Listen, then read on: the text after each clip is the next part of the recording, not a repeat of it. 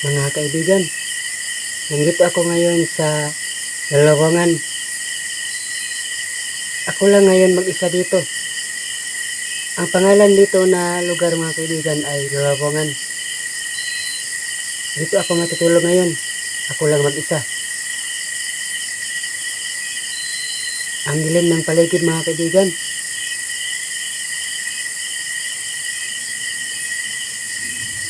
At saka malayo dito mga kaibigan sa kapitbahay. Doon pa sa kabila ang kapitbahay dito. Taniman lang kasi to. Malayo sa baryo.